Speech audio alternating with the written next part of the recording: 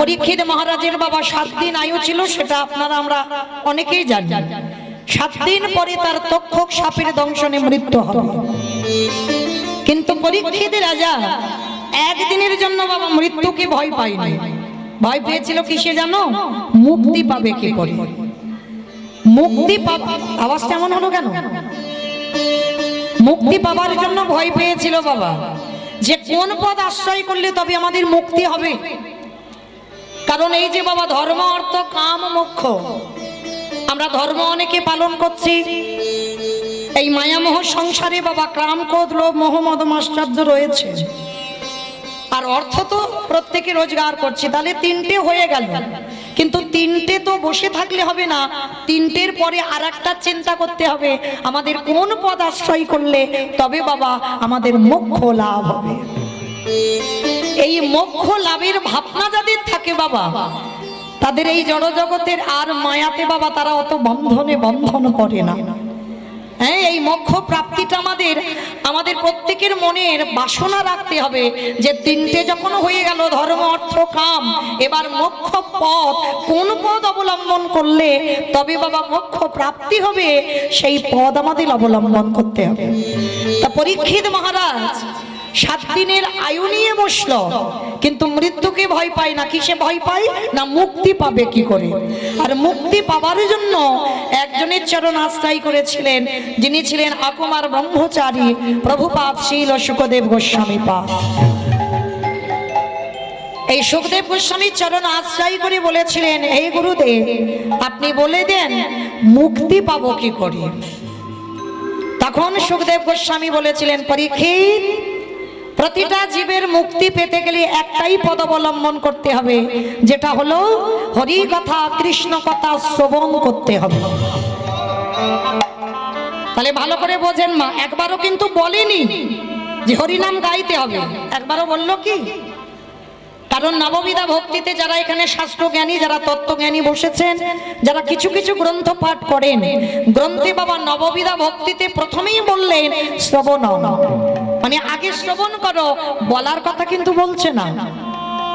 তাহলে শ্রবণ করলে মুক্তি হবে। আর পরীক্ষিত মহারাজ ওই 7 দিনের আয়ু নিয়ে ওই শুকদেব গোস্বামীর চরণের তলে বসলেন। আর 7 দিন শুকদেব গোস্বামী শ্রবণ করিয়েছিলেন পরীক্ষিত রাজাকে, যে ভগবানের যত যত লীলা, সমস্ত লীলা পরীক্ষিত মহারাজ ওই আকুমার ব্রহ্মচারী প্রভুপাদ শ্রীল শুকদেব গোস্বামী পাদের কাছ থেকে শুনলেন। তাহলে মা আমরা কি বুঝলাম? মুক্তি পেতে গেলে, মোক্ষ প্রাপ্তি পেতে গেলে হরি কথা কৃষ্ণ কথা শ্রবণ করতে হবে, আর শ্রবণ করলেই আমাদের মুক্তির পথ। এই যে কথাটা বলবো মা, মন প্রাণ দিয়ে শ্রবণ করবে, কেমন অনুভব করবেন আমরা কতটা এখনো পতিত। আমরা শুধু সংসার সংসার করে গেলাম, কিন্তু এই রঘুনাথের চরিত্র যদি একবার হৃদয়ঙ্গ করতে পারেন, তাহলে বুঝতে পারবেন বাবা সংসারে তোমার কিছু নেই। সংসারে শুধু জ্বালা কষ্ট অশান্তি, এছাড়া তুমি কিছু পাবে না সংসারে। কিন্তু সংসারের বাইরে শান্তি পেতে গেলে এক জায়গায় পাবে, যেটা হলো গৌর গোবিন্দ চরণ। তো চলো আজকে আমরা শুনবো সেই রঘুনাথ দাসের জীবনী। এই যে রঘুনাথ জন্ম নিয়েছিল কোথায়? বেশি দূর নয় মা, এটা যদি হাওড়া জেলা হয়। রঘুনাথ দাস জন্ম নিয়েছিল হুগলি জেলায় আদি সপ্তগ্রাম। এই আদি সপ্তগ্রামে জন্ম নিয়েছিল এই দাস রঘুনাথ। এই রঘুনাথের বাবা ছিল গোবর্ধন দাস, আর জ্যাঠামশাই ছিল হিরণ্য দাস। এই রঘুনাথ দাস আর হিরণ্য দাস এরা 2 ভাই, আর 2 ভাইয়ের এত মিল ছিল বাবা, একটা ভাই বিয়ে করেছিল কিন্তু একটা ভাই বিয়ে করেনি। তো গোবর্ধনের ঔরসের ছেলে হচ্ছে রঘুনাথ, আর হিরণ্য দাস বিয়ে করেনি। তো এই হিরণ্য দাস আর গোবর্ধন দাস এদের 2 ভাইয়ের এমন একটা জুটি, মাগো দেখলে মনে হয় ঠিক রামচন্দ্রের পরে যেমন লক্ষ্মণের নাম এসে যায়, ঠিক ওই রকমই একটা জুটি। মানে গোবর্ধনের নাম বললে হিরণ্যর নাম এসে যায়। যেখানে যাই দুই ভাই যায়, যা কিছু করে দুই ভাই করে। এরকম জগতে খুব দুর্লভ বাবা। এখন তো সব লাঠালাঠি করার ভাই ভাই। একটুখানি জায়গা যদি বেশি পাওয়া যায় তাতে যেন অনেক লাভ। একবারও অন্তিমের চিন্তা করে না, এখন তুমি কাজ জায়গা নিয়ে লড়াই করছো, ও জায়গা ফেলে তো তোমার ছুটি নিতে হবে। তাহলে এইটুকু জায়গার জন্য ভাইয়ে ভাইয়ে লাঠালাঠি করো, খুনোখুনি হয়, মারামারি হয়, জায়গা জমি নিয়ে শিল্পতাপতি করে তুমি মামলা করছো, থানা পুলিশ করছো, কিন্তু একবারও কি তুমি ভেবে দেখছো না? আমি দুপক্ষকে বলি, যুদ্ধ তো ঝগড়াঝাটি দুপক্ষ হয়, তা যে কোনো একটা পক্ষ যদি বাবা তার আধ্যাত্মিক চেতনাটা থাকে, যে ও যদি একটু বেশি নিলে যদি ওর শান্তি হয়, ও কারণ ও কি জানে না যে একদিন না একদিন দাগ আসবে আর ও জায়গায় থাকবে, আমাকে চলে যেতে হবে। এই ভাবনাটা যদি বাবা এক পক্ষ ভাবতে পারে, তাহলে জীবনে বাবা দ্বন্দ্ব, লড়াই, বিবাদ এসব কোনোদিন হবে না। এইগুলো আমরা ভাবতে পারি না বলেই তো কীর্তন, এইগুলো ভাবতে পারি না বলেই কিন্তু ভাগবত। কারণ অচৈতন্য জীবের চেতনা দেবার জন্য। কিন্তু বাবা হাজার কীর্তন শুনি, হাজার কীর্তন গাই, হাজার ভাগবত পড়ি, হাজার ভাগবত শুনি, তবু কিন্তু বাবা আমাদের চেতনা হচ্ছে না। তবু শুধু আমার আমার আমার আমার দ্বন্দ্ব, ঝগড়া, বিবাদ লেগেই আছে। আর দেখবেন বাবা এই দ্বন্দ্ব বিবাদের মধ্যে তুমি শান্তি খুঁজে পাবে না। হ্যাঁ, তো আজকের এই যে রঘুনাথ, এই রঘুনাথ এসেছিল বটে পৃথিবীতে, তবে ইনি কি ছিলেন বাবা? মানত করা সন্তান। অনেকে আছে না মা, ভগবানের কাছে মানত করে সন্তান সন্ততি পায়, অনেকে আছে। কিন্তু আমি একটা কথা বলে যাই মা, যে মায়ের কোনো সন্তান সন্ততি হয়নি, বা একটা সন্তানের জন্য 7 ঠাকুরের কাছে ডাক্তার, বৈদ্য, কবিরাজ সব কিছু করছেন, একটা সন্তান পাচ্ছেন না, আমি একটা জায়গার কথা বলে দেব, আমার বিশ্বাস এই হরি বাসরে দাঁড়িয়ে বলে গেলাম না, সে জায়গাতে গেলে তুমি একটা সন্তান সন্ততি পাবে, তবে তোমার বিশ্বাস রাখতে হবে তার চরণে। সে জায়গাটা হলো বাবা উত্তরপ্রদেশ, রাধাকুণ্ডের তীর। যদি কোনোদিন যান বৃন্দাবনে, অনেকে গেছেন, আর বৃন্দাবনে গেলে তো যাবে রাধাকুণ্ডের তীর। এই রাধাকুণ্ডে বাবা স্নান যোগ থাকে, রাধাকুণ্ডের আবির্ভাব তিথি, আর ওই রাধাকুণ্ডের আবির্ভাব তিথিতে স্নান যোগ হয়। আর ওই স্নান যোগে গিয়ে তুমি স্নান করে তুমি কাঙালির মতো আঁচল পেতে যদি আমার রাধারানীর কাছে কাঁদতে পারো, যে রাধে তুমি যদি প্রেমময়ী হও, তুমি যদি করুণাময়ী হও, তুমি যদি কৃপাময়ী হও, তুমি আমার ঘরে একটা সন্তান দিও, তবে যে সন্তান দিবে সে সন্তানে যেন কৃষ্ণ চরণের দাস হয়। আমি বলে যাচ্ছি, যদি সত্যি কেউ গিয়ে নয়ন জলে বুক ভাসিয়ে রাধারানীর কাছে ভিক্ষা করে চাইতে পারেন, আমার রাধারানী তার মনের আশা পূর্ণ করবেন। কারণ এ জগতে কৃষ্ণ বলে কাঁদলে বাবা অন্তিম সময়ে গিয়ে বাবা বিচার হবে, জগতে এ কি করেছে। কিন্তু জগতে কেউ একবার যদি রাধাচরণ ধরে, রাধাচরণ আশ্রয় করে, তাকে অন্তিমে গিয়ে কিছু ভাবতে হবে না বাবা। কারণ রাধারানী কোনোদিন কারোর বিচার করে না, রাধার চরণ ধরলেই অনায়াসে আমার রাধারানী কোনো বিচার না করে ওই চিত্রগুপ্ত বিচিত্রগুপ্তের কোনো খাতা না দেখে তার ভব নদী পার করে দেয়। ওই জন্য সবাইকে মনে রাখতে হবে, ধরতে যদি হয় আগে রাধাচরণ ধরো। রাধা হলো আশ্রয়, আর আশ্রয়কে ভজন করে তবে বিষয় লাভ হয়। আর আশ্রয় বাদ দিয়ে বিষয় ভজলে বাবা তোমাকে অনেক সেখানে গিয়ে কৈফিয়ত দিতে হবে।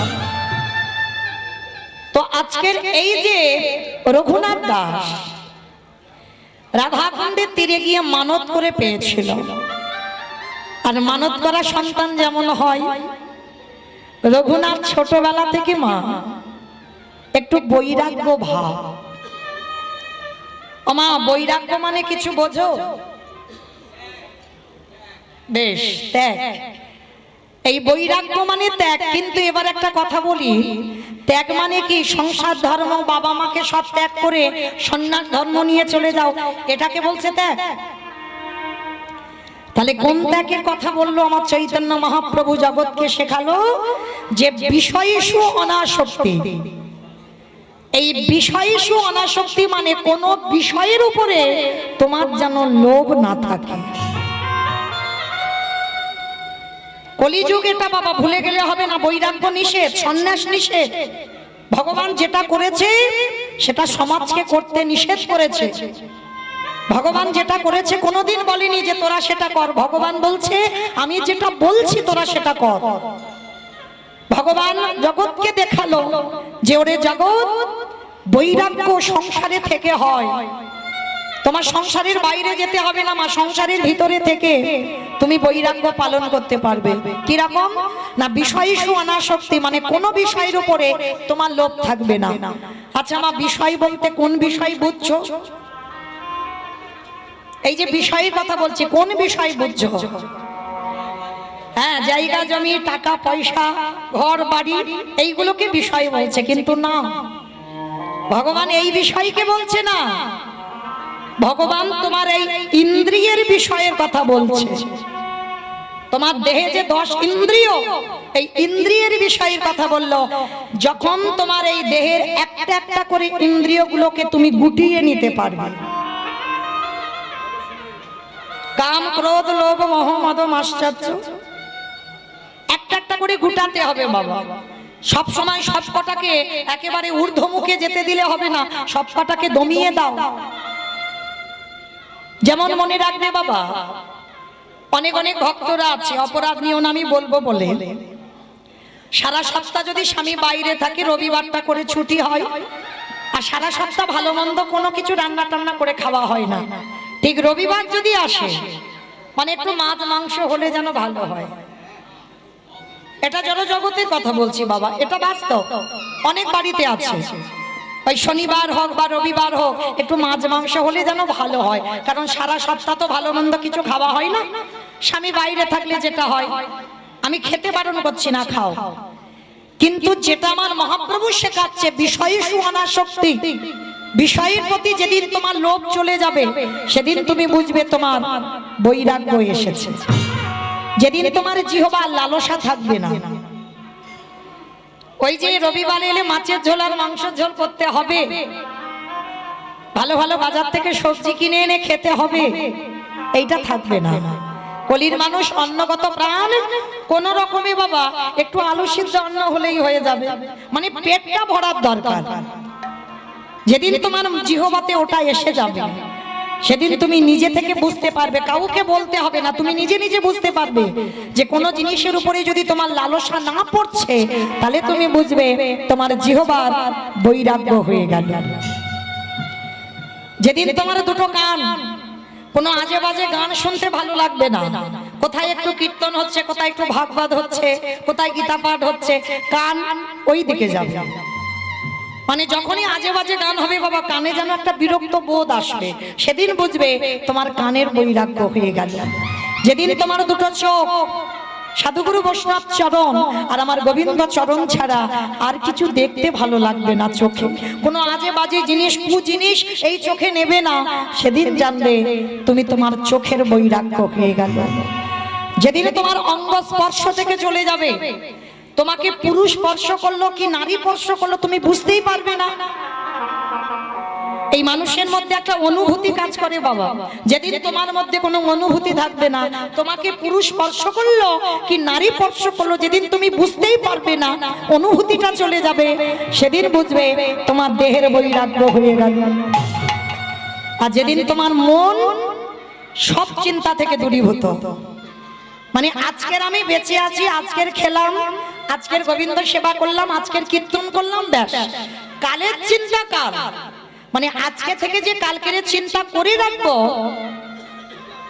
তাহলে এটা তোমার বৈরাগ্য এখনো আসেনি। অনেক আছে না, আমরা বাবা মারা মনে মনে করি ছেলের একটু ভবিষ্যৎ করে দিতে হবে। এগো মা, তুমি ভাববার কে? তুমি ভাববে তোমার ছেলের জন্য, তুমি তৈরি করে রেখে যাবে তোমার ছেলের জন্য। এই ভাবনাগুলো বাবা যারা জ্ঞানী ভক্ত তারা জীবনে ভাবে না যে আমার ছেলের ভবিষ্যৎ করতে হবে। ছেলের ভবিষ্যৎ তুমি করবে কেন? তার কর্মে তার ভবিষ্যৎ হবে। সে কি কর্ম করে যাচ্ছে, কি কর্ম করবে ভবিষ্যতে, সেই কর্মের উপরে নির্ভর করবে বাবা তোমার ছেলের ভবিষ্যৎ, তোমার উপরে নয়।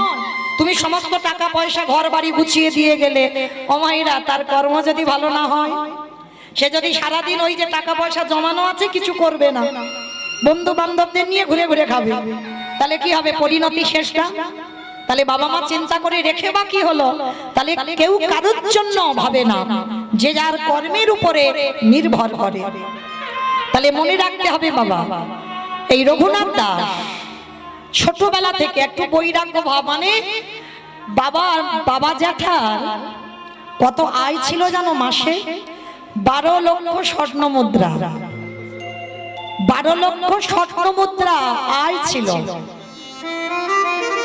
আর নবাবকে কর দিত কত বাবা? কর মানে বোঝো তো, যেমন আমরা সরকারকে এখন ট্যাক্স দিই, সেটাই কে বোঝালো?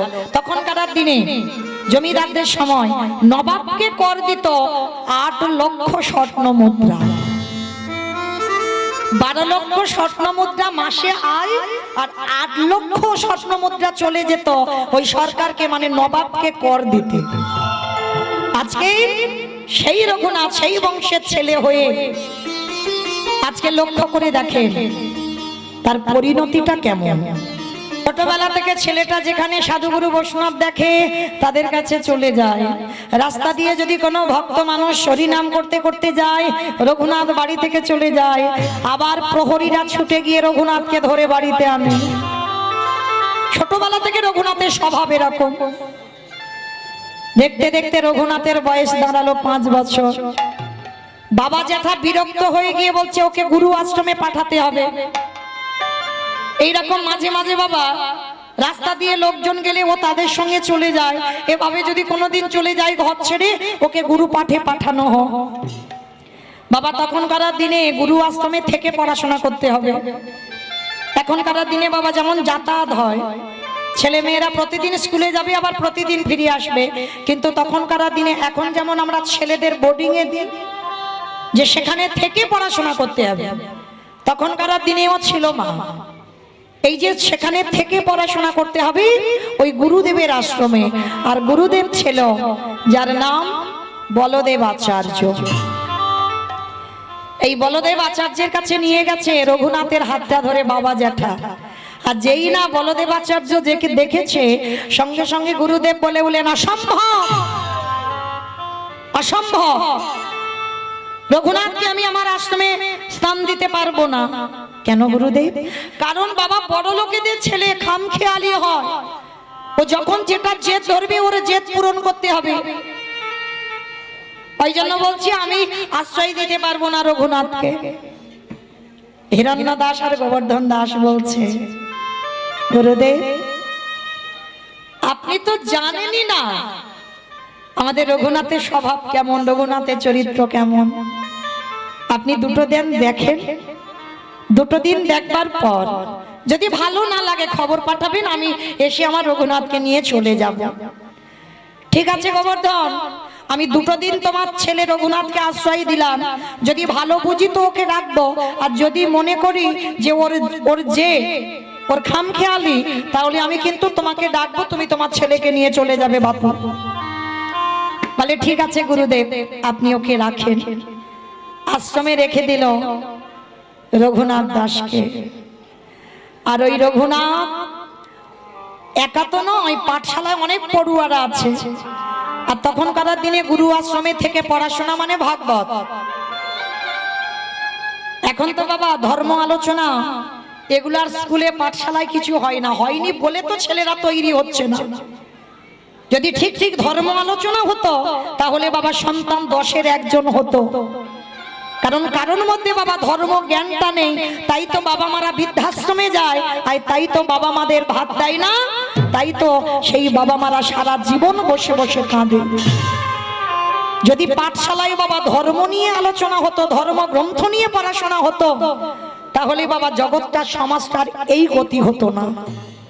কত বাবা মারা কাঁদে, সন্তানরা খেতে দেয় না, কারণ বড় বড় ডিগ্রি প্রাপ্তি হলো, আর ডিগ্রি প্রাপ্তি হয়ে সেই বুড়ো বাবা মাকে বাড়িতে ফেলে রেখে বউকে নিয়ে চলে গেল বিদেশ।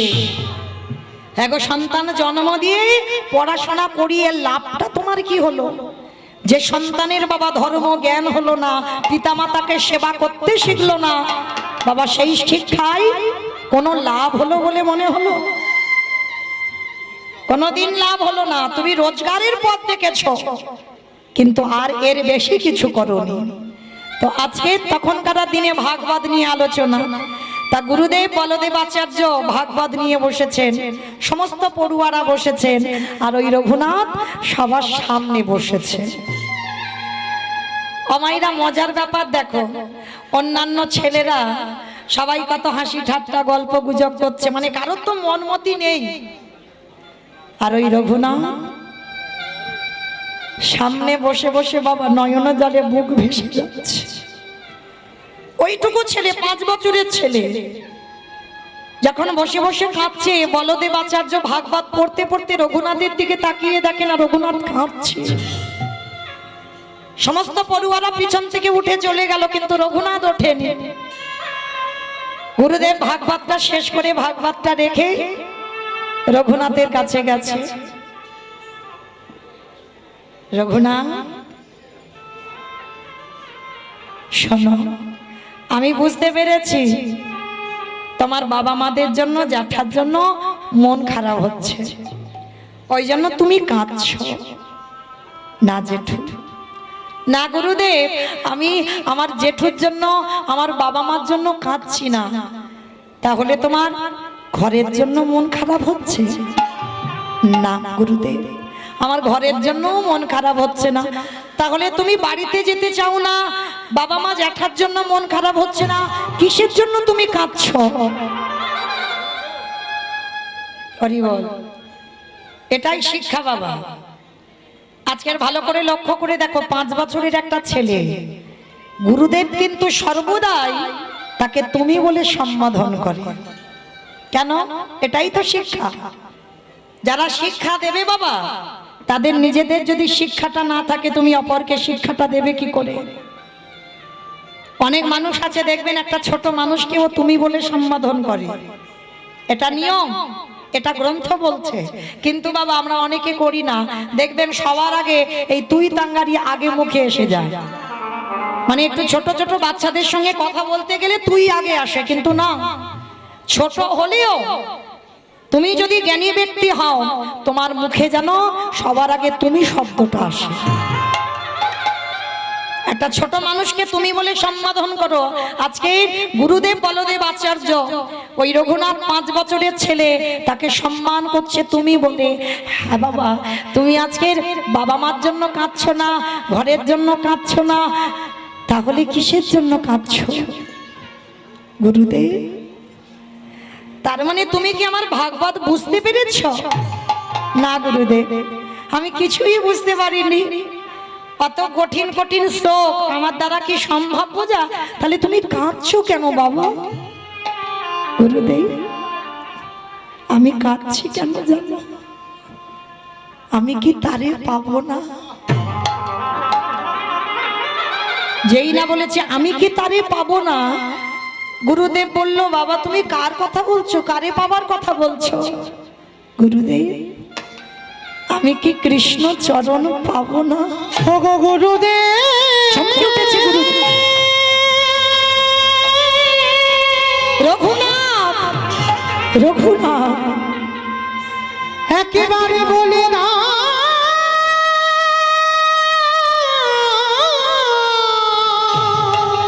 রঘুনাথ, আমি কোথা গেলে?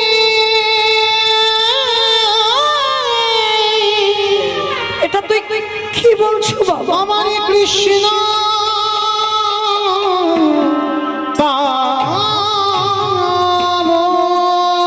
এটা তুমি কি বলছো? কৃষ্ণ পাবার জন্য তুমি কাঁদছো? হ্যাঁ গুরুদেব, আমার ওই বাড়ি,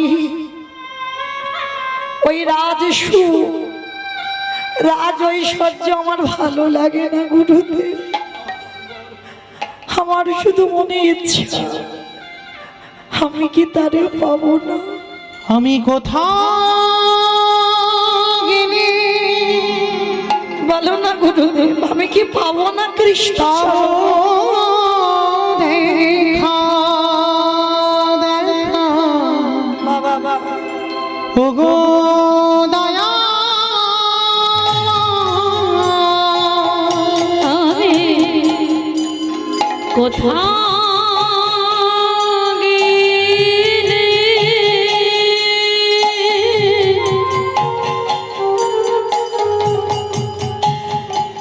পাবো রে দেখা দেখা ওগো দয়া বলো না নয়নে জলে ডাকিলে নাকি প্রভু তোমার কৃপা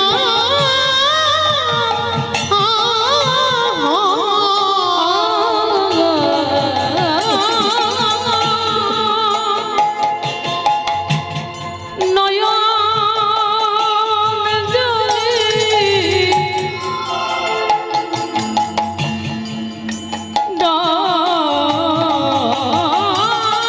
ডাকলে নাকি আমি কোথায় গেলে পাবো? তোমার কৃপা আমি কোথাও গেলে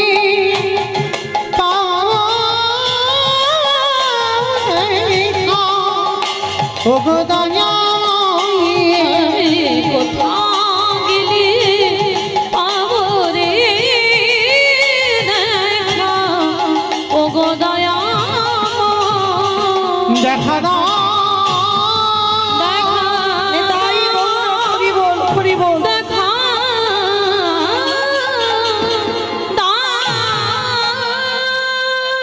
গুরুদেব বলদেব আচার্য মহাশয় রঘুনাথকে ছুটে গিয়ে বুকে ধরে জড়িয়ে ধরেছে।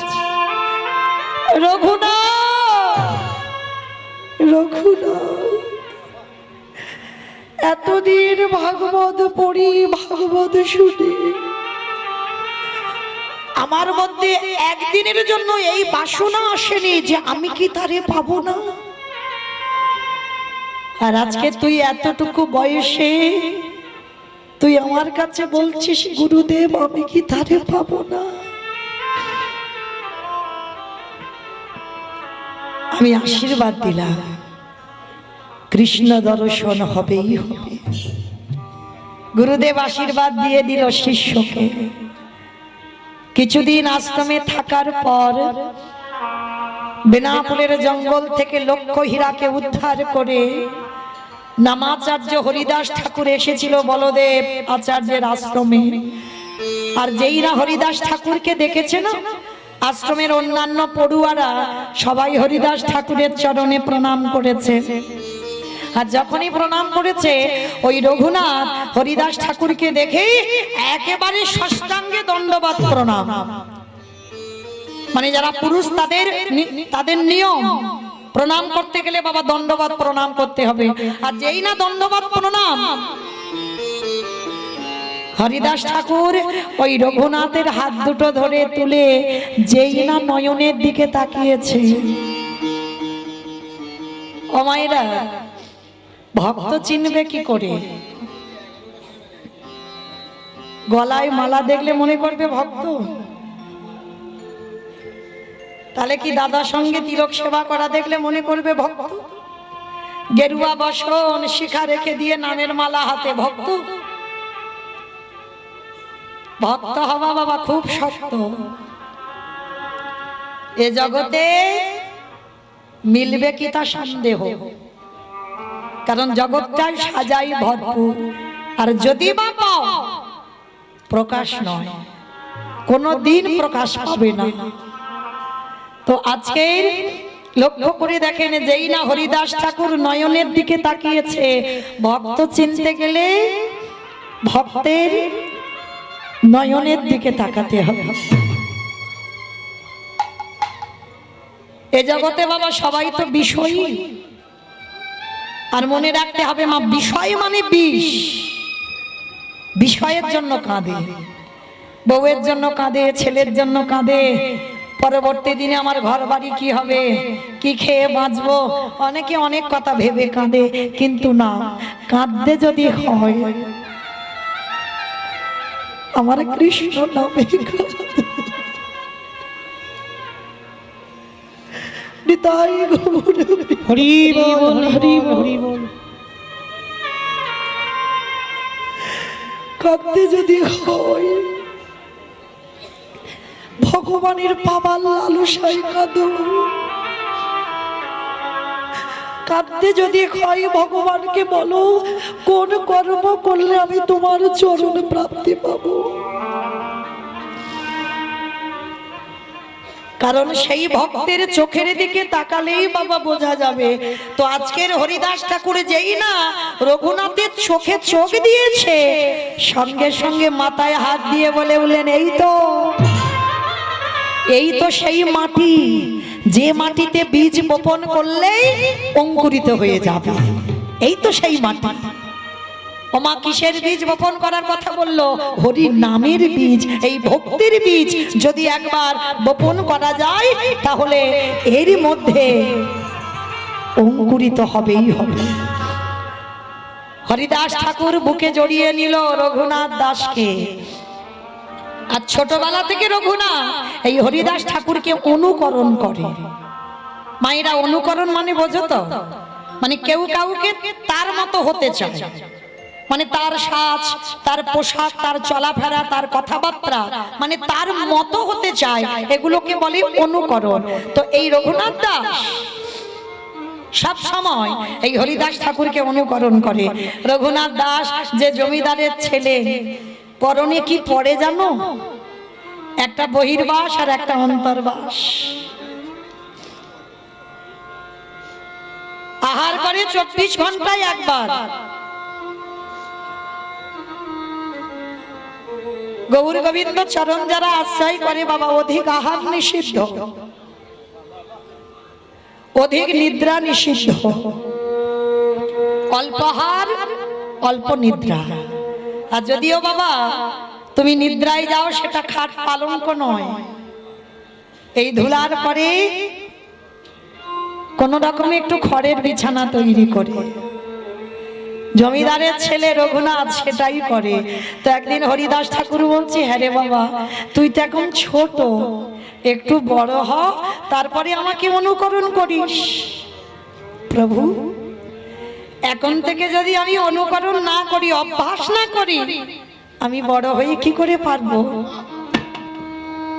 প্রভু, আমার যে ভালো লাগে না, আমার যে ওই বিষয় বৈভব ভালো লাগে। রঘুনাথ, এতটুকু বয়স থেকে তুই বলছিস তোর বিষয় বৈভব ভালো লাগে না? না না, কারণ আমার বাবা যেটা সব সময় চাই আমি যেন জমিদারি দেখভাল করি, কিন্তু আমি চাই না ওই জমিদারি দেখতে। পড়াশোনা শেষ করে রঘুনাথ দাস ঘরে ফিরল। কিন্তু মা, ঘরে ফিরল ঠিক কথা, ঘরে ফিরে বাবা কৃষ্ণ নামে আরো উন্মাদ। আগে যা ছিল ছিল, এবার গুরু আশ্রম থেকে এসে বাবা একেবারে উন্মাদ হয়ে পড়েছে। মানে কৃষ্ণ নামে বিভোর, মানে আহার নেই, নিদ্রা নেই, সবসময় ঠিক পাগলের মতো বসে থাকে। শুধু একটাই কথা, আমি কি তারে পাবো না, আমি কি তারে পাবো না। রাস্তা দিয়ে কোনো সাধুগুরু বৈষ্ণব দেখলেই কোনো দিকে না তাকিয়ে বাবা তাদের পিছনে পিছনে চলে যায়। আবার প্রহরীরা গিয়ে রঘুনাথকে ধরে নিয়ে বাড়িতে আসে। একদিন বাবা যেটা সিদ্ধান্ত নিল, একে কারাগারে বন্দি করো, একে কারাগারে বন্দি করো। কারণ এইভাবে যদি হরিনাম করতে করতে ও ঘর ছেড়ে চলে যায়, তাহলে আমাদের জমিদারি দেখভাল করবে কে? কে আছিস নারী প্রহরী? রঘুনাথকে কারাগারে বন্দি কর। আর শুধু বন্দি নয়, ওকে হাতে পায়ে শিকল দিয়ে বেঁধে দে। ও মায়েরা, একবার যে কৃষ্ণকে ভালোবাসছে, আর কি কেউ তাকে বেঁধে রাখতে পারে গো?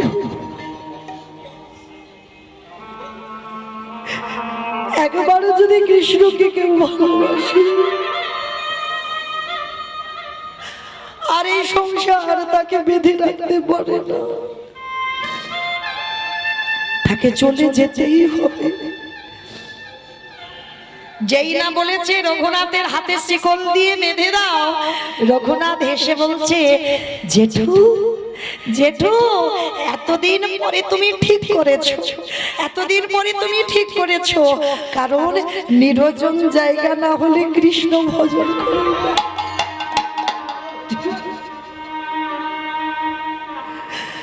ভজন যদি করতে হয় তোমায় নির্জন জায়গায় বসতে হবে। দেখবেন মা, লোকালয়ে সবাই নাম জপ করে, ভেবে বলেন তো সত্যি কি নাম হয়?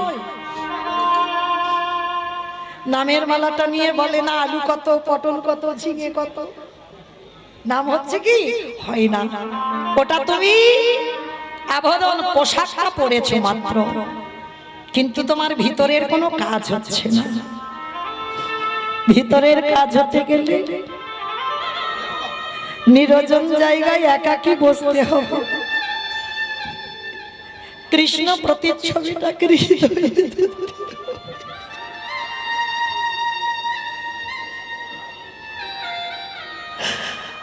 গৌর প্রাণ গৌর বলে, কৃষ্ণ প্রাণ কৃষ্ণ বলে নয়নের জলে যদি বক্ষ যুগলে ভাসিয়ে কাঁদতে পারো, তাহলে ওই জল তার চরণে চলে যায়। নিতাই গৌর প্রেমানন্দে হরি বল। হরি বল, হরি বল। এইবার রঘুনাথকে বন্দি করলো, শুধু বন্দি করলো নয়, রঘুনাথকে কারাগারে খেতে দেয়, কিন্তু রঘুনাথ এক সপ্তাহ কিছু খায় না। কে গো মা, এক সপ্তাহ যদি ছেলে না খায় তার দশাটা কেমন হবে? এক সপ্তাহ কিছু খায়,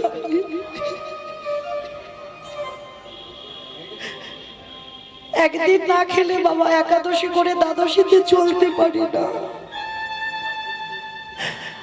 আর রঘুনাথ এক সপ্তাহ কিছু খাইনি।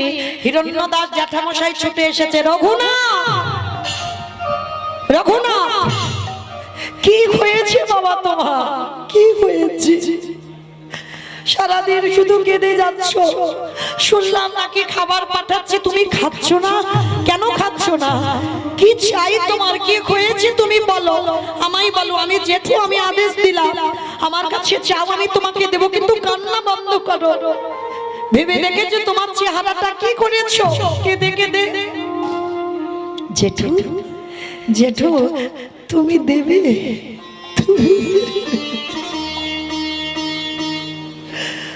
আমি যা চাইবো তুমি আমায় দেবে। দেবো বাবা, দেবো দেবো, কিন্তু তুই কান্না বন্ধ কর, আমি দেবো তোকে। বল তুই কি চাস? জেঠু আগে তুমি আমার মাথা ছুঁয়ে প্রতিজ্ঞা করো, আমি যা চাইবো দেবে। আমি বললাম তো বাবা প্রতিজ্ঞা করতে হবে, তুই বল আমার কাছে কি চাস? জেঠু তুমি ত্রিসত্য করেছো, কিন্তু আমায় দিতে হবে। বললাম তো দেব, বল বাবা কি চাস? হাত দুটো তো বাঁধা আছে, হাত দুটো পেতে বলছে জেঠু দাও, বল বাবা কি চাস? কৃষ্ণ এনে দাও রে,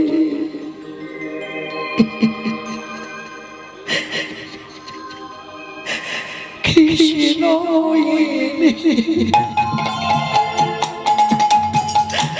দাও,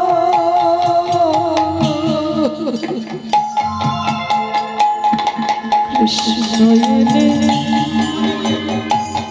না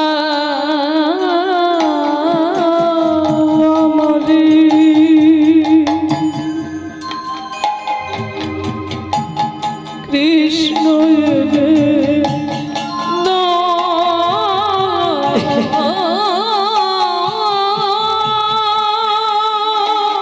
কৃষ্ণ ছাড়া প্রাণ আমার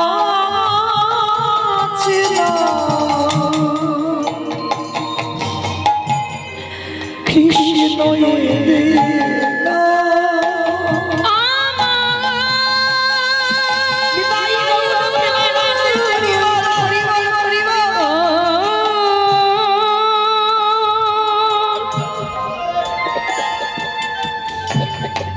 কৃষ্ণ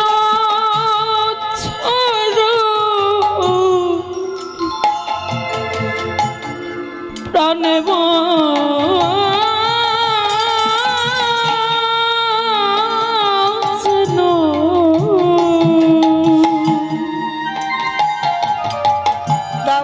কৃষ্ণ জেনে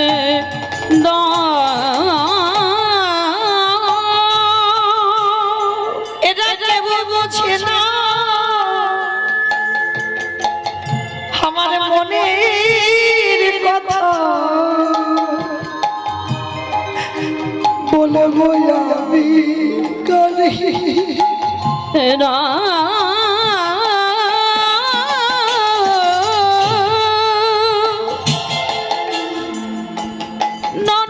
কেউ বোঝে না আমার মনে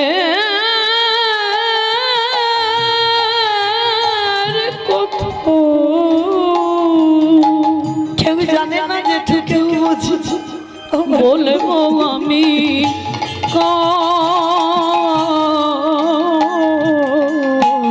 কৃষ্ণ এনে দাও আমারে কৃষ্ণ এনে দাও কৃষ্ণ এনে দাও আমারে কৃষ্ণ এনে দাও এনে দাও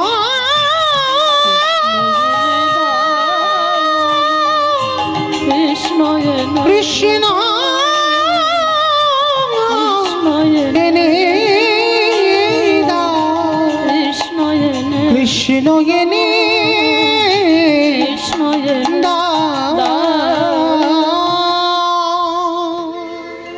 গুরুদেবকে খবর দেওয়া হলো গুরুদেব এসে বলছে রঘুনাথ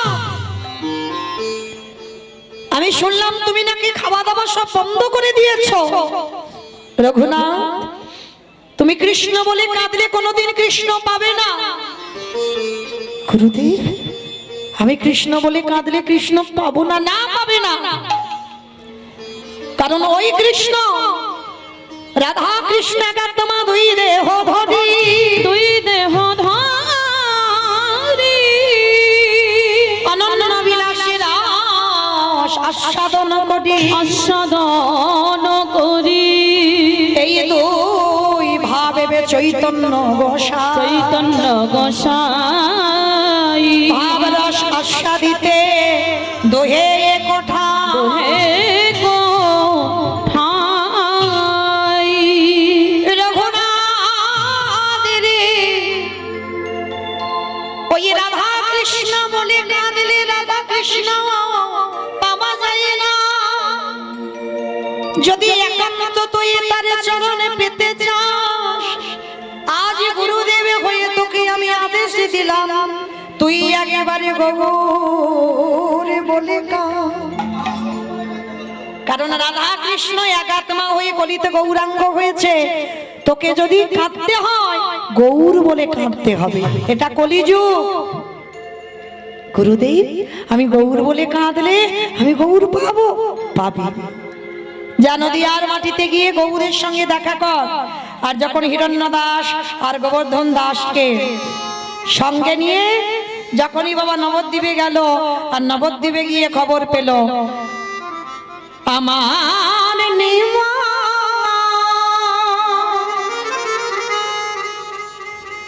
আমার নিমাই 24 বছর বয়সে নদিয়া ত্যাগ করে তিনি সন্ন্যাসী নিয়েছে গো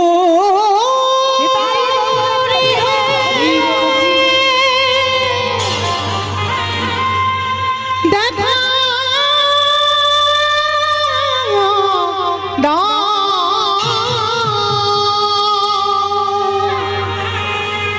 গৌরী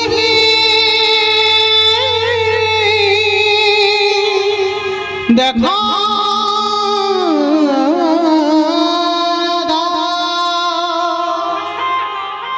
হা গৌর প্রাণ গৌর বলে সুরধ্বনি গঙ্গার তীরে গড়াগড়ি যাচ্ছে। গৌরী হে, আমি ভেবেছিলাম এই নদিয়ায় এসে বুঝি তোমার কৃপা পাবো, তাও তুমি আমায় ছেড়ে চলে গেলে। গোরাগুনে প্রাণ কাঁদে কি বুদ্ধি করিব। ফিরে এসো গৌর হরি, ফিরে এসো। গৌরাঙ্গ গণের নিধি আমি কোথা গেলে পাবো। গোটা ভুলে প্রাণ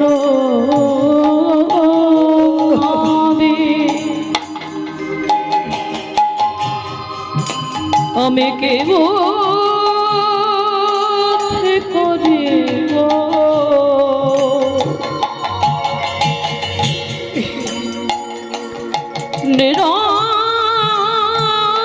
নিরাবধি পরে আমার গেলে পাবো।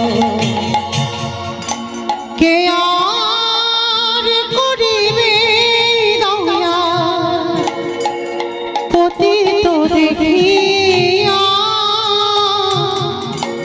এই দুর্নাম হরির নাম কে দিবে যাচিয়া।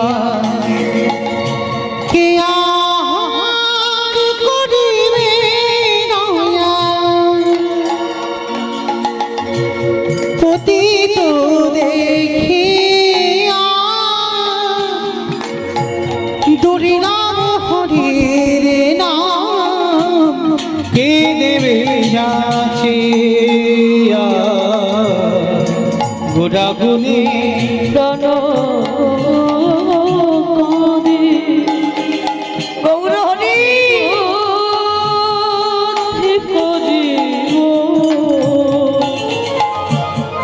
গৌরাঙ্গ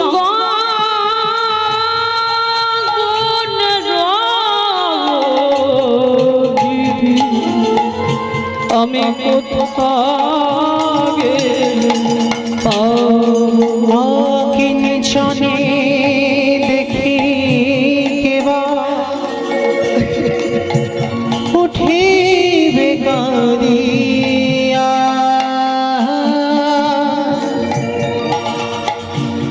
গৌরাবিনে শূন্য হল সকল নদিয়া। একবারে ফিরে এসো। আর তুমি আমারই কাঁদিও না, আমায় ফিরে এসো। উঠবে কাঁদিয়া গোনা গুণ শূন্য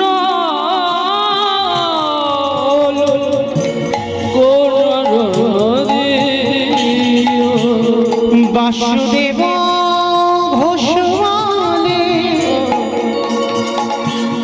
গুণ সাগরে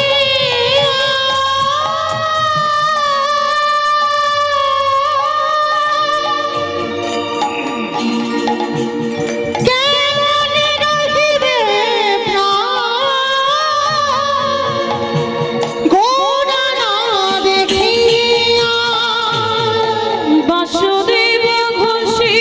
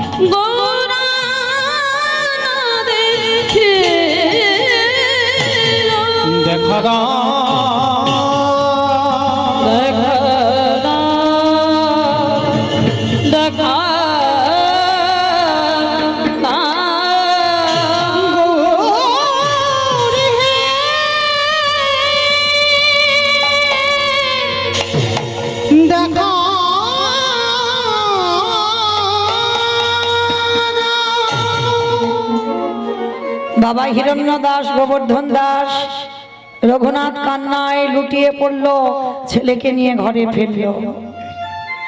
কারণ নবদ্বীপে এসে খবর পেল নিমাই সন্ন্যাসে চলে গেছে, 24 বছর বয়সে নিমাই নদিয়ায় নেই।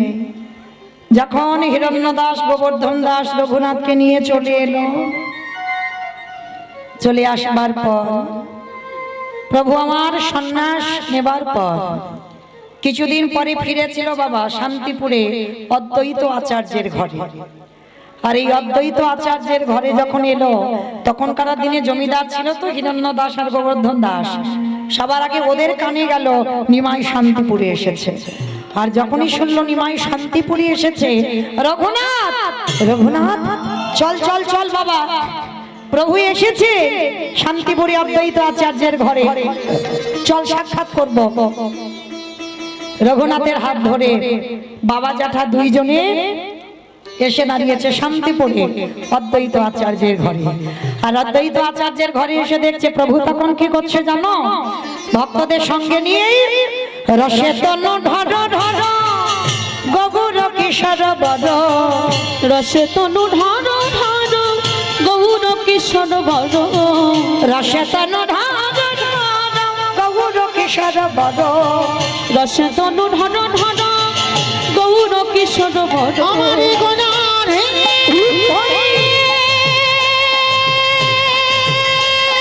গোনা গোনা গননে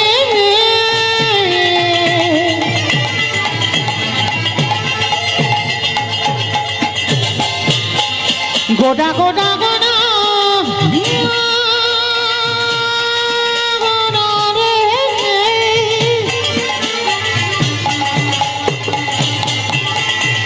আমারে গোটা রে গোটা গোটা গোটা গোটা গোটা গোটা রে রসে তনু ঢর ঢর গৌর কিশোর বর, এ নাম শ্রীকৃষ্ণ চৈতন্য, অগৈ নাম শ্রীকৃষ্ণ চৈতন্য, এ নাম শ্রীকৃষ্ণ চৈতন্য, অগৈ নাম শ্রীকৃষ্ণ চৈতন্য।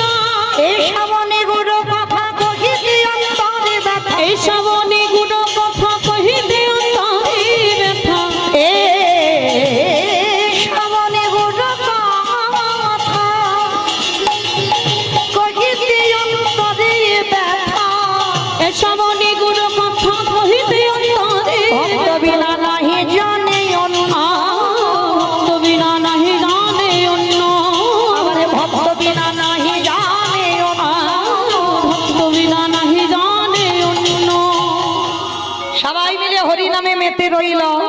একেবারে মাঝখান থেকে রঘুনাথ গিয়ে ছুটতে ছুটতে গিয়ে ষষ্ঠাঙ্গে একেবারে প্রভুর চরণে দণ্ডবত প্রণাম। আরে তোল তোল তোল তোল, আরে ধর ধর। কে তুমি? প্রভু ও রঘুনাথ। নিমাই জিজ্ঞেস করছে ও কে? বলে ও রঘুনাথ। যেই না রঘুনাথ বলে নয়নের দিকে তাকিয়েছে, বামে দাঁড়িয়েছিল গদাধর। গদাধরকে বলছে গদাধর, আমার থালাতে যে প্রসাদী অন্নটা আছে নিয়ে আমার রঘুনাথকে একটু প্রসাদী পাইয়ে দাও।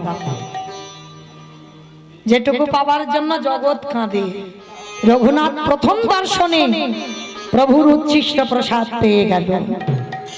এক সপ্তাহ প্রভুর চরণ বসে সেবা করলো। রঘুনাথ আর কোথাও যায় না। এক সপ্তাহ পরে আমার প্রভু বলল, রঘুনাথ তুমি এবার ঘরে ফেরো, আমি পুরীধাম জগন্নাথ মন্দিরে যাব। গৌরহরি, আমাকে তুমি তোমার সঙ্গে করে নিয়ে চলো। না রঘুনাথ, এখনো তোমার সে সময় হয়নি। তুমি বড় লোকের ছেলে, পড়াশোনা করেছো, বাবার জমিদারি দেখভাল করো, তাতে তোমার মঙ্গল হবে। না প্রভু, আমি ওই জমিদারি দেখতে চাই না, আমি তো তোমার সঙ্গে যেতে চাই, আমি তোমার চরণ ভজন করতে চাই। রঘুনাথ, আমার কথা শোনো, তুমি এখনো তুমি ছোট আছো, তোমার সেই বৈরাগ্য এখনো আসেনি। আর একটা কথা মনে রেখো রঘুনাথ, সব সময় মর্কট বৈরাগ্য ধারণ করবে না। এই মর্কট বৈরাগ্য মানে বোঝো তো মা? মর্কট মানে কি? বানর। বানর হচ্ছে ভোগী আর হনুমান ত্যাগী। একবারও কিন্তু বলেনি মহাপ্রভু যে হনুমানের মতো বৈরাগ্য ধারণ করবে না, বলছে মর্কট বৈরাগ্য মানে বানরের মতো বৈরাগ্য ধারণ করো না, যেটা লোক দেখানি বলে মনে হয়। বৈরাগ্য যেদিন সত্যি আসবে সেদিন তুমি বৈরাগ্য নিও, তার আগে লোক দেখানি বৈরাগ্য করবে না। ফিরে যাও বাবার সঙ্গে, ফিরে যাও জ্যাঠার সঙ্গে, সংসারে মন দাও, সংসার করো। আমি আদেশ দিলাম তুমি সংসারী হও, সংসার করে তুমি কৃষ্ণ ভজন করো। প্রভু আমার যে মন চায় না, যদি মন না চায় আমি কি করে সংসারী হব বলো? আমি যে তোমার চরণে সেবা করতে চাই। রঘুনাথ কেঁদো না বাবা, আমি তোমার আদেশ দিলাম, আমার আদেশ পালন করো। এখন তুমি যাও ফিরে। তবে আমি কথা দিলাম আমি যেদিন বুঝবো তোমার ঠিক ঠিক বৈরাগ্য হয়েছে সেদিন আমি তোমাকে, আমার কাছে তোমার আসতে হবে না, আমি নিজেই যাব তোমার কাছে, কথা দিলাম। বেশ প্রভু, তুমি যখন কথা দিলে আমি ফিরে যাচ্ছি। বাবা জ্যাঠাকে নিয়ে রঘুনাথ গঙ্গা পার হয়ে নৌকায় চড়েছে। গঙ্গা পার হয়ে আজকের হুগলি জেলায় আদি সপ্ত গ্রামে ফিরবে। আর ফিরতে ফিরতে হঠাৎ দেখলো বাবা এত এত লোক, এত ভিড়। উমা, রঘুনাথ নৌকা থেকে নেমে মনে মনে করছে এত ভিড় কি করে হচ্ছে, এত ভিড় কেন, এখানে এত লোক কেন, কিসের জন্য? হঠাৎ শুনতে পেল ওখানে নিমাইয়ের দাদা নিতাই চাঁদ এসেছে। সবাই নিতাই চাঁদের দর্শনে গেছে। আর যখনই দর্শনে গেছে না, তার রঘুনাথ মনে মনে ভাবছে আমিও যাই, একবার দেখে আসি, আমার প্রভু দাদার চরণ বলে কথা। এইবার রঘুনাথ ওই নৌকা থেকে নেমে ছুটতে ছুটতে গিয়ে সবার মাঝখানতে গিয়ে নিতাই চাঁদের চরণে একেবারে দণ্ডবাদ প্রণাম। আর যেই না দণ্ডবাদ প্রণাম করেছে নিতাই চাঁদের চরণে, রঘুনাথের মাথাটা ঠেকা, সঙ্গে সঙ্গে নিতাই চাঁদ বলছে আরে চোর চোর চোর। আমার সবাই তো রঘুনাথকে চেনে, বড় লোকের ছেলে তো জমিদারের ছেলে। আর যেই না নিতাই চাঁদ চোর চোর বলে চেঁচিয়ে উঠেছে, সবাই তো অবাক। রঘুনাথ এত এত ভক্ত আর তাকে কিনা বলছে চোর। ভক্তরা জিজ্ঞেস করছে নিতাই চাঁদকে, প্রভু এই রঘুনাথ চোর নয়, কিন্তু আপনি চোর বলছেন কেন? বলে না তোমরা জানো না ও চোর। বলে কি চুরি করেছে? বলে শোনো, ও তো জানে না একটা কথা, ওই জন্য বলছি চুরি করেছে। সে কথাটা কি জানো? নিতাই পদ কমল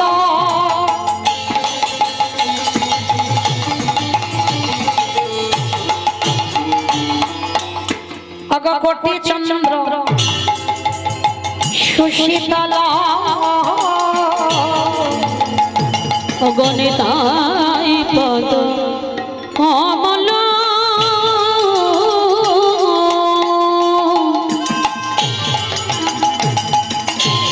কোটি চন্দ্র সুশীতল যে ছায়া জগত জুড়া,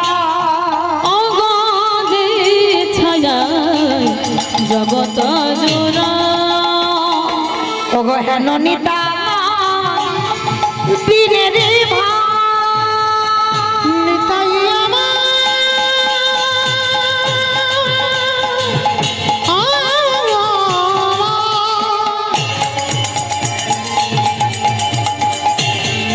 দয়ালে নিতা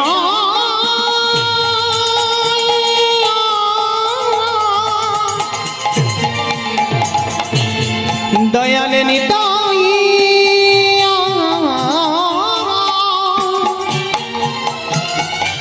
দয়ালে নিতাই নিতাই নিতাই হেন নিতাই দিনের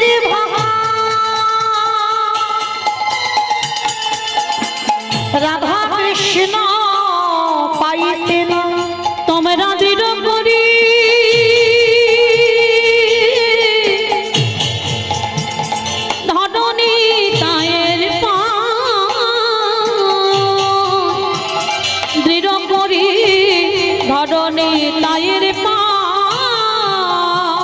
সবাই ভজ ভজ, সবার আগে গৌর ভজার আগে নিতাই ভজ। ওগো নিতাই ভজলি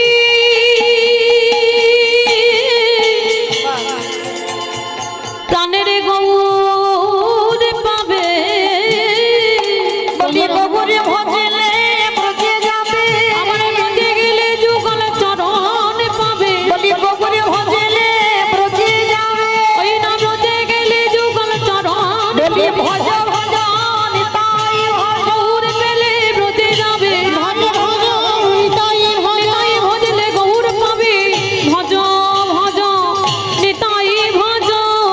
ধীর করে ধর নিতায়ের পায়, ধীর করে ধর নিতায়ের পায়। আস্তে আমা কিছু বুঝলেন কেন নিতাই চাঁদ চোর চোর বলে চিৎকার করলো? কারণ নিতাই চাঁদের চরণ না ভজন করে আমার রঘুনাথ দাস একেবারে চলে গেছে সরাসরি গৌর চরণে। কৃপা হবে? কখনো হবে না। কারণ আগে তোমাদের নিতাই ভজতে হবে, নিতাই ভজলে তবে গৌর পাবে, গৌর ভজলে তবে বৃন্দাবনে যেতে পারবে। বৃন্দাবনে যদি যেতে পারো তোমরা রাধা কৃষ্ণ যুগল পাবে। ওই ব্রজে গেলে গৌর কৃপা হলি রাধা কৃষ্ণ চরণ পাবে। এইবার যেই না বাবা আমার নিতাই চাঁদ বললো, শোনো তুমি চুরি করেছো, আমার কাছে থেকে আমার কাছে আগে না এসে আমার দাদার কাছে ভাইয়ের কাছে গেছো, তাই তোমাকে দণ্ড দেওয়া হবে। কি দণ্ড? বলে শোনো, ওই যেখানে লোকজন ছিল ওই জায়গাটা ছিল বাবা পানিহাটি। আমা অনেকে গেছেন না পানিহাটির মেলা? গেছেন? কেউ গেছেন না? জানেন? রাধে রাধে, শুনেছ? এই যে পানিহাটির মেলায় দণ্ড মহোৎসব, নিতাই চাঁদ দণ্ডটা দিয়েছিল কাকে? আমার রঘুনাথ দাসকে। কি দণ্ড? বলে আমার চরণ না ভজন করে তুমি আমার ভাইয়ের কাছে গেছো, এর জন্য দণ্ড নিতে হবে, শাস্তি নিতে হবে। কি শাস্তি? এই যত দণ্ড, এই যে যত পানিহাটির মেলাতে লোকজন এসেছে, আজকে আমি আদেশ দিলাম চিড়ে দুধ দই সব তোমাকে খাওয়াতে হবে, এটাই তোমার দণ্ড। তা জমিদারের ছেলে তো অভাব ছিল না, সঙ্গে সঙ্গে বাবা জ্যাঠাকে খবর দিল। আর বাবা জ্যাঠাকে খবর দিতে বাবা যেন সেই অন্নকূট মানে পাহাড়ের মতো চিড়ে, হ্যাঁ, যেন একেবারে ওই কুয়ো খুললে যেমন বাবা কুয়োতে যেমন জল লাগলে যেমন হয় সেই রকম দই, চিনির পাহাড় এইরকম জোগাড় করেছে। আজও যারা যাবেন বাবা মানে ওই মেলাতে এত ভিড়, আর ওখানে গেলে ওই চিড়ে দই দুধ মিষ্টি এগুলো প্রসাদী স্বরূপে দেওয়া হয়। হ্যাঁ, এটা প্রথমে দিয়েছিল, দণ্ডটা দিল নিতাই চাঁদ আমার রঘুনাথ দাসকে। আজকে রঘুনাথ দাস ফিরে গেল ঘরে। বাবা জ্যাঠা মনে মনে ভাবলো ছেলে তো বড় হলো, ওকে বিয়ের ব্যবস্থা করতে হবে। আচ্ছা মা, ভালো করে অনুভব দিয়ে বলো তো, যদি এই জগতের কথা বলছে, বিয়ে হলো পরের দিন কাল রাত্রি হলো, আর তারপরেরটার দিন যদি বাবা ঘরের দরজা বন্ধ করে স্বামী বসে বসে কাঁদে, কি মনে মনে ভাববে? অন্য কোনো ব্যাপার আছে। অন্য কোনো একটা ব্যাপার আছে, না হলে বাবা স্বামী এমন কাঁদবে কেন? নিশ্চয়ই আমার পছন্দ নয়, আমার আগে কাউকে ভালোবেসে রেখেছে, বাবা মা জোর জবরদস্তি বিয়ে দিয়েছে, এটাই তো বুঝবো। কিন্তু বাবা এটা তো বোঝার উপায় নয়। কেন? রঘুনাথ জীবনে নারী বদন দেখেইনি, এই প্রথম রত্নাবতী।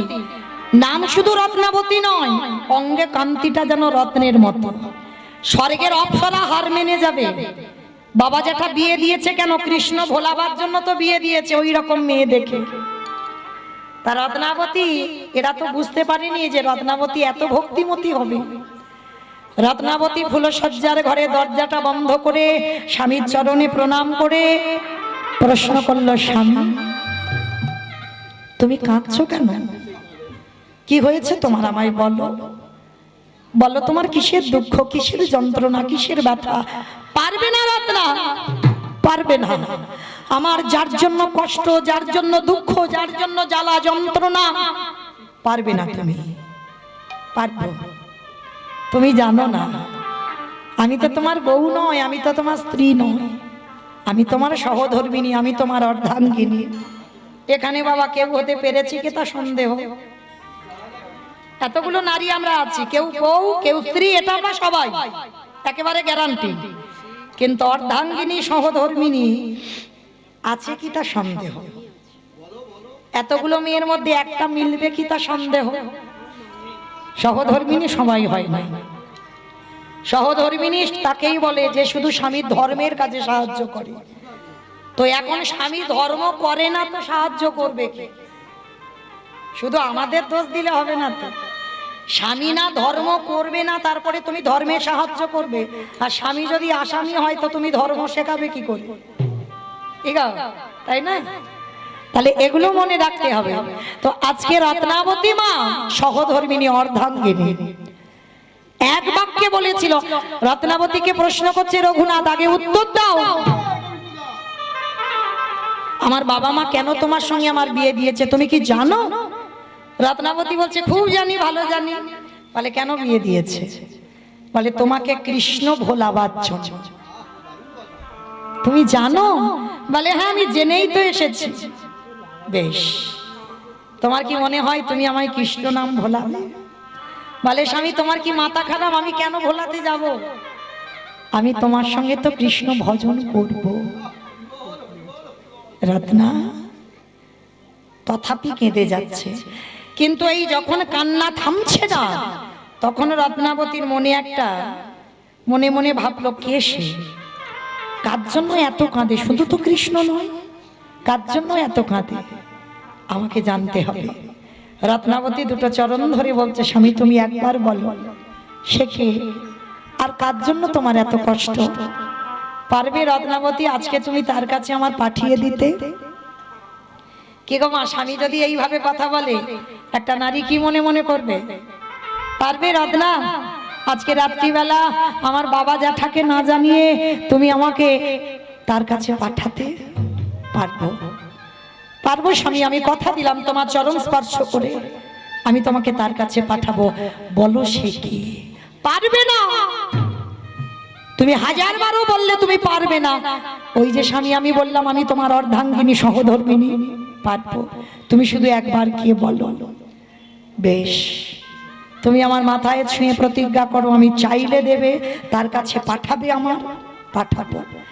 এক বাক্যে এক নিঃশ্বাসে বলল আমি কথা দিলাম আমি এই রাতের অন্ধকারে আমি তোমাকে তার কাছে পাঠাবো। যেই না বললো তোমাকে পাঠাবো, বেশ তাহলে দাও। যার জন্য আমার এত কষ্ট, যার জন্য আমার এত জ্বালা, যার জন্য আমার এত যন্ত্রণা, যার জন্য আমার সর্বদাই ভাবনা কবে আমি তাকে পাবো। স্বামী সে কে, কার জন্য তুমি কাঁদছো? সে অন্য কেউ নয়, যার নাম হলো কৃষ্ণ। রত্নাবতী গো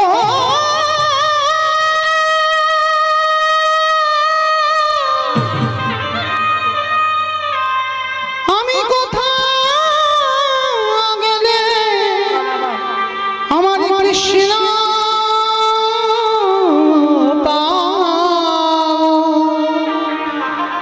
একেবারে বলে দাও ও গো রত্নাবতী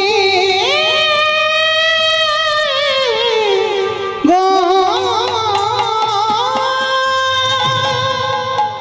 উত্তর দাও, পারবি এই রাতের অন্ধকারে আমার কৃষ্ণ চরণে পাঠাতে? রত্নাবতী চমকে উঠল। স্বামী তুমি কৃষ্ণ চরণে চলে যাবে? বেশ, চলো এই পিছনের দরজা দিয়ে এই রাতের অন্ধকারে তোমাকে আমি বের করে দেব। রত্না ভেবে বলছো তো? কোনোদিন কিন্তু আর তুমি আমার দেখা পাবে না। পারবে সারা জীবনটা একাকী কাটাতে? স্বামী বিয়ে হলো কাল রাত্রি গেল, তারপরের দিনে ফুলসজ্জা, 3টে দিন তোমার সঙ্গে আমার পরিচয়, আর সারা জীবন এই 3টে দিনের পরিচয় নিয়ে আমি বেঁচে থাকবো। ভেবেছিলাম সুখের সংসার করব, আর হলো না স্বামী। আমি তুমি চলে চলে যাও, চলে যাও। সুখের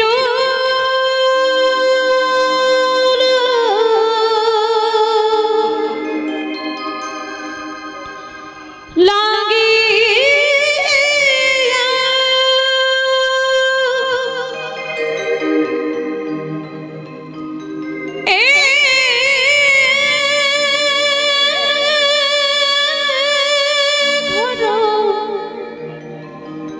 বান্ধিনু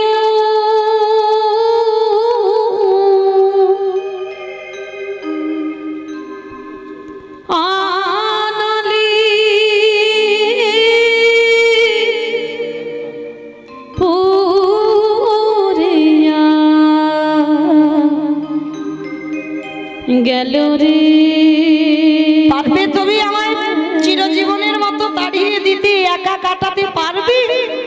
অনলি চলো, এই রাতের বেলা তোমাকে বের করে দেবো। পুরিয়া গেল।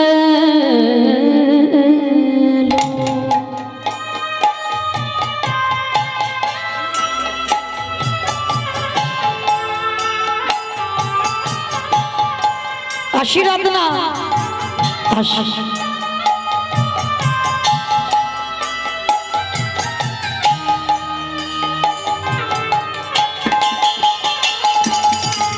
আমি আমিও সাগরী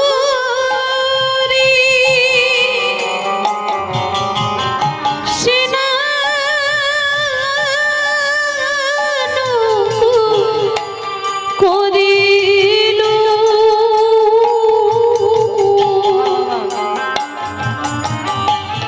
সকলি গরেলো ভেলোরে সকলি গরেলো ভেলো।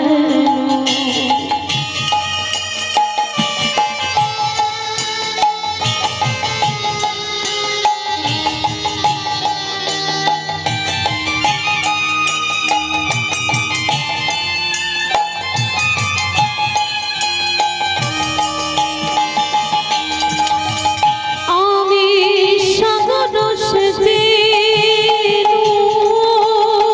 হরি বল, হরি বল। মানে কালো কালো এই অভাগিনী করম দোষেরি অভাগিনীর করম দোষ। নিতাই গৌর প্রেমানন্দী হরি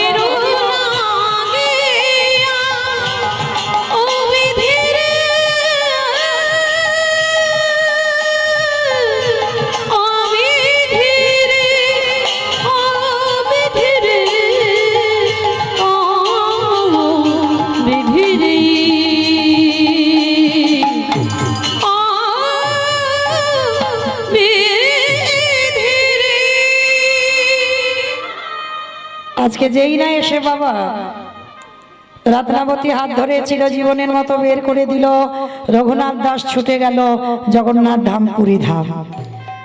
আর পরের দিন সকালবেলা বাবা জ্যাঠা জেনে গেল সংসার ত্যাগ করেছে রঘুনাথ, আর সংসারে ফিরবে না, চিরজীবনের মতো সংসার ত্যাগ। বাবা জ্যাঠা বস্ত্র অর্থ দান করত পুরী ধামের ছেলে রঘুনাথের কাছে, আর রঘুনাথ সেগুলো নিয়ে গরিব ভিখারিদের দান করত। তো গরিব ভিখারিদের যখন দান করতো আমার মহাপ্রভু পুরী ধামে, তখন মহাপ্রভু স্বরূপ দামোদরকে বলতো, স্বরূপ এগুলো আমার পছন্দ নয়, এগুলো আমার পছন্দ নয়। কেউ যে অর্থ আছে বলে দান করবে গরিব ভিখারিদের, এগুলো আমার পছন্দ নয়, কারণ ওর বাবা জ্যাঠার অহংকার আছে মনের ভিতরে, সেটা রঘুনাথের এসে যাবে, তাই আমি চাই না। যখন খবর পেল রঘুনাথ বাবা জ্যাঠাকে খবর দিল যেন কিছু না পাঠায়, আর দান করবে না। বাবা দান করার একটা নিয়ম আছে তো, হ্যাঁ দান করা মানে বাবা স্টেজ তৈরি করে গরিবদের ডেকে ডেকে নাম ধরে ধরে কম্বল দান, অর্থ দান, বস্ত্র দান, এটা দান নয়, এটা অপমান করা হয়। ভালো করে বিবেকটাকে প্রশ্ন করবেন, কারণ এই যে লিস্ট তৈরি করেছো গরিবদের নাম, তুমি স্টেজের উপরে গরিবদেরকে তুলে সমাজকে দেখাচ্ছ এ পড়তে পারে না, খেতে পারে না, তাই একে দেওয়া হচ্ছে। এতই যদি তুমি দানি হও, রাতের অন্ধকারে চুরি করে কাউকে দিয়ে এসো। সমাজে তো জানার প্রয়োজন নেই, যে জানবার মালিক সে জানলে হলো, হিসাব তো ওখানে, মানুষ তো করবে না, তাহলে তোমার লোক দেখানির কি আছে? এটাকে বলে দান।